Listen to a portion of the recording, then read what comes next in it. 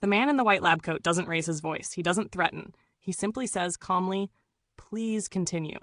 And in that quiet sentence, a line inside the human soul begins to bend. It's 1961. A sterile room at Yale University hums with authority. Clipboards, switches, polished shoes on linoleum. Ordinary people arrive. Teachers, clerks, fathers, neighbors. They believe they're part of a learning experiment. Memory. Punishment. Science. Simple. They're told to administer electric shocks to a stranger in another room whenever he makes a mistake. The shocks start low, a mild buzz. The man behind the wall grunts, then complains, then begs.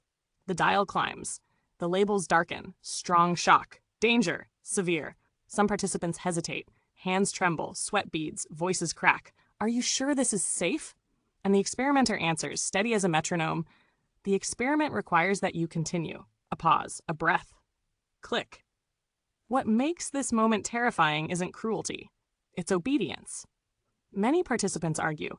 Some laugh nervously. Some plead to stop. Yet again and again they press the switch. Not because they want to, but because someone with authority told them to.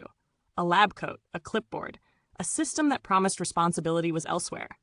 Behind the wall, the screams stop. Silence. Participants glance at the experimenter, searching his face for permission to quit. He gives none. When the study ends, the truth is revealed. No shocks were real.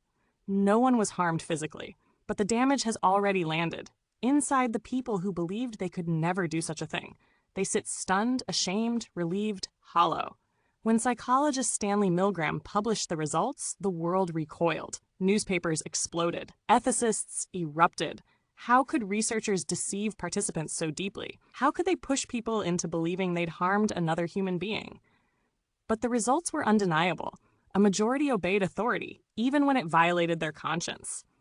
The experiment didn't just expose a flaw in research ethics. It exposed a mirror in courtrooms, in offices, in classrooms, in history's darkest chapters. How often have ordinary people said, "I was just following orders"? Milgram's work forced science to change. Consent rules hardened. Oversight boards rose. Protections were written in ink made from discomfort and regret.